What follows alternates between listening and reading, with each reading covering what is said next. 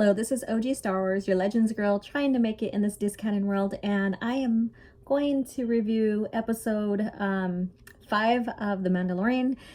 And this episode has a lot of callbacks to A New Hope, and there are some scenes in there that are looks like they were taken out of the movie of A New Hope. So let's check this out. All right, so we begin with the Mandalorian being attacked in space. So it's another pursuer, probably another person seeking the baby, who has a fob tracker. And again, we don't know exactly how they attach a tracking device on a person that they are looking. The Bounty Hunter Guild is looking for the individual, so we don't know how they track. Is it DNA? Is there a chip put in the person? And so it's never fully clear yet, but maybe in this episode it will be. So we'll get to that. All right. So after the attack in space, basically he is shot and the ship begins to lose fuel. So we go back to the fuel thing that Disney trilogy seems, or even Disney Star Wars seems to be focusing on a lot to move their plot points. We see it in the Resistance, we see it in the Disney trilogy, and now this. I haven't really watched Rebels to even notice if they do use fuel as a plot or as something really relevant. Yes, even in Legends there is fueling, but it just seems very different. But we are looking at two different lores of Star Wars now. All right. So once he gets there, he comes in Mos Eisley on Tatooine, and so he goes to Bay 35. Now I didn't look to see if that's the same bay as the one where Han was at, so I can't give a nod to that. However, of course, we're visiting Mos Eisley, so a lot of the scenery is very similar to what we see in A New Hope when Ben and Luke go seek out a pilot to get them to Alderaan. So moving on, he docks there and he leaves baby Yoda asleep inside a compartment area. So it looks like a sleeping quarters. Looks like he's locked in there. All right, so he leaves them there all by himself. He contacts the woman mechanic, which I didn't get her name, so we'll just call her Richard Simmons woman. She inspects the ship and notices that there are marks and damage from the attack that he went through, and basically again says that he needs to repair his fuel lines or his fuel system. So they talk about money and all that, and he goes and searches for a job. After the Mandalorian's gone and she interacts with her droids, we hear a disruption inside the ship, and so she was telling them to go get their blasters, their weapons, and she grabs hers, and they find out here comes the baby. So my thing is he put the baby in the sleep quarters or the compartment, wherever, whatever that place, that space that he put him in, and the baby gets out. So now, we're looking at the baby as, even though it says the age to me still is very contradictory in a sense, but I won't go into that. But if you look at the baby, basically it's a baby. So how in the heck does it know how to get out? How does it know how to press the right buttons? So did it use the Force to get out? Did it really know? We don't know. So I'm just, throwing some speculations and ideas and thought process out here according to that. So we get the Mandalorian head into the cantina. So we have another nod to Tatooine, the cantina in A New Hope, which they were in Mos Eisley. So we're just gonna visit that scene, because it is, a nod to it, and it also brings nostalgia, brings people more into the the episode and his journey. So, you know, they could have, you know, Mos Espa, they could have went into, or they could have went into Mos Espa instead of Mos Eisley. So, you know, it is what it is. So now droids work there. And when we see it in A New Hope, no droids are allowed. So we're looking at probably 9 standard years from A New Hope that this one is. So yeah, I understand a lot can happen, but when you look at the history, usually like in those places, people like cantina workers really don't have droids working there, but it's case by case, I guess you can say. But this is the cantina we know and love from A New Hope, and yet droids are not allowed in. We see that when C-3PO is turned away. So that I was very curious about that, and there's no explanation. All we know is that a droid's working there now. And then the droid tells the Mando that you can't find bounty work there, that it's not allowed anymore or whatever. And then so we meet a new character in the series here, and his name is Toro Calican. And to me, he's a wannabe Han Solo. You know, they have him in the same exact booth area where Han was sitting at when he was helping out Ben and Luke, and then also confronting Greedo, and where he shot Greedo. So when you look at the background, and these are going to be the nods, because I already skipped up some of the nods that I wanted to do in order. So we're just going to take a look at them now. So rewinding, we are going to go ahead, and the beginning of the scenes we see when he goes into Tatooine, flies into Tatooine, he basically, it is the same basic scene from A New Hope. And so the picture's right here, and you could see the bottom, you can see the moon, you can see the world of Tatooine. So there's one shot taken out from A New Hope. And then when he lands in Docking Bay 35 and he walks out into the streets of Mos Eisley, you see basically in the distance the tower, and that is another one too where you see in A New Hope the tower's there. So not exactly a scene taken out, however it is in there. And again, another nod to A New Hope Tatooine, familiar, you know. So, and I don't mind really seeing the established worlds. I think we do need to see them now and then, because, you know, Disney's building a new you know, the expanding and putting in new worlds and not using all the established worlds, but the main ones they're using, which are the ones in the movies. So it's always good to see those established worlds already, and maybe how they are when it comes to, you know, years after, you know, like A New Hope or whatever. And so, you know, those are some nods right there. And then we get to the cantina. So where Toro was sitting at, it was where Luke and Ben met Han, and where Greedo and was confronting Han. So the only difference there is that it looks like it was renovated a little bit to where the wall liner is now wider and bigger, so you really don't see where Greedo shot or hit the wall, or whichever way you want to look at this. You know, it's a little bit different, so, but it's still the same booth. And when you see Toro sitting there, and how he looks and how they're portraying them, they're trying to portray him just like Han. And I don't mind nods to the worlds and going back to the worlds, but I don't want a knockoff character or another character to have the same demeanor as one of the beloved characters. I want to see a brand new character with a brand new personality. I don't want to see a wannabe. And no, this guy is not a smuggler. He is a bounty hunter, as far as we know that he wants to be a bounty hunter.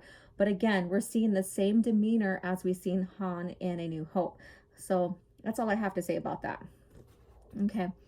So Toro then tells, you know, Mando that, you know, there is work, I have work. And so he tells him that he's looking for Fennec Shand, who basically is another bounty hunter that has worked for Jabba. And they get on their speeders and they head out for Mos Eisley. and from there they encounter some Tusken Raiders, and I find again, like, a lot can happen between 9 years between then and now in Allure. However, the Tusken Raiders has always been, they're native to Tatooine, and I don't know which way Disney's going to be taking these guys now. However, it seems like they're going to take them a totally different way. We've been noticing everything being turned on their head within the lore. And so they basically run into Tuskens, and the Tuskens, the Mando says they are locals and everyone is trespassing. So that's what the Mando says about the Tuskens, and which has some kind of validity to that. However, the Tuskens, he says that they think they are locals, and the Tuskens are natives. And looking in the lore, you find out that the Tuskens do not like settlers, that they despise them, that they are basically blasphemy towards the world they live in and their own culture and stuff. And they are protecting their way of life and their culture and their world. And so hearing this a little bit kind of sounds off to me, in a fact that he says that they think they are locals and everyone else is trespassing. And so then he tells them that that, you know, I'm going to go ahead and communicate with them. We need to barter basic, you know, leave our movement through their territory, you know. And so they start a sign language. And again, yeah, it can be feasible a little bit, but we do see Force users that have basically interacted with them in the original lore. That would be Sharad Het, Ben or Obi-Wan, you know, and but you know what, basic settlers on the world Tatooine, basically no. You know, Tusken Raiders, again, they loathe them, they want to rid their world of them. So this is kind of weird or contradictive to the lore that I'm used to. So again, Disney has a tendency of turning everything on the head when it comes to original lore, original characters, or species, or whatever. So, and we probably won't get any more regarding this with the Mandalorian unless he goes back to Tatooine and interacts some more. So we'll see. All right. So they search, they continue, and they find a dewback with the rider still attached, and so they check it out, and it is Fennec on there being drugged or whatever. And then, you know, a sniper is out there and basically hits the Mando in his armor. And so the Mando goes up and runs up in the hill and jumps behind and takes cover. And Toro's like, you know, are you okay? You know, checking on him or whatever. And he goes, yeah, I'm okay. Basically, at that range, the Beskar held up. And so this goes back to some more lore talk that I want to do. Beskar Gam, basically in the original lore, you know, can withstand blaster bolts, and it's the toughest armor in the galaxy, basically. And that's why even the Empire prizes it. So when he says it held up in this range, does that mean that if they shot closer, there was closer contact, that it wouldn't hold up anymore? And so that's where I question this as well. So again, is the history being changed? And I'm pretty sure it has already in the Clone Wars. In fact, I think it has to where it's not as tough, but I have not fully verified that for myself. And I'm pretty sure I feel near 100% that, you know, that lore is being changed on the Beskar as well. Because when you change like the culture and everything within that type of realm and stuff, everything else gets changed up along the lines. So changing up Mandalorians, basically changing up their armor. And so, you know, that's probably why he stated that, because we are watching Disney Star Wars. All right, so I digress from that. So they end up capturing Fennec, and she basically, one-on-one, talks to him while the Mando's off on his own. And she tells him, you really don't want me, you want the Mando, because he basically shot up the guild and took off with a prized possession that they sought, set him on to track and, retrieve. And so he pretends that he was going to unlock her cuffs and basically shoots her. And then from there, he, basically confesses, like, you're worth a prize, worth money, but, I want to be a legend. Basically, I want to try to take in the Mandalorian, and then I would really become a legend in the Hunters Guild, or not the Hunters, Bounty Hunters Guild. All right. So he then, after that, takes off, and the Mando returns. Oh, he went to go get the dewback. He went to go get another alternate ride. So he returns with the dewback and only finds Fennec dead, cold on the ground there. And so then after that, he returns back to the docking bay 35 and finds that Toro is holding Richard Simmons and the baby hostage. And he confronts him, and basically he lets Simmons go, and she tells the Mando in his ear, or close up to his helmet, you're smarter than you look. How in the hell does she know what he looks like? He's under Beskar Gam. So that makes no sense to me, because you can't really tell anybody, unless she's saying all Mandalorians are dumb. So that was kind of weird. That was a weird comment to say. And so the Mando ends up shooting Toro, and then he pays the mechanic, and they leave. And that's the end of it. So basically this is my little take on the episode 5. And when you look at it, when you look at the whole thing in its own, in its series so far, 5 and 6, or 6 all the way to 1, we are saying the building of the story of the Mandalorian. We have no name yet. And to me, I want a name. I don't want to just keep on calling him Mando, because he is not the only Mando out there, and he has to have a name. He was born with a name. He was given a name. And even the Fets and Jester Morel, all of them had their names. They weren't just called Mandos, unless someone was like, oh, well, the Mando's here. But I mean, basically people knew them by their names, by their deeds, by their names, and they weren't renamed after they got their signet. So if they're keeping this a mystery just for the heck of it, are they going to reveal something that maybe a lot of us are suspecting? However, if it's any type of Fett character, if they're going to use him and like, oh, it's Fett, he survived the Sarlacc pit. Well, in the lore, and again, I will say this, Disney's turning all the original characters that they're using on their heads. They did it with Thrawn as well. I mean, he was still the genius, yes, but his arc and everything was very, very different. And so if they're doing with this Fett thing, then basically they're reinventing his lore as well. And yeah, they're gonna do it. We all knew this coming in, that they were gonna do this, but there could be still some continuity, or I don't know. What I'm trying to say is that if it's truly Fett, what we know in the lore about Fett, especially the Bounty Hunters War and book 1, Mandalorian armor, which I'm doing a review here pretty soon.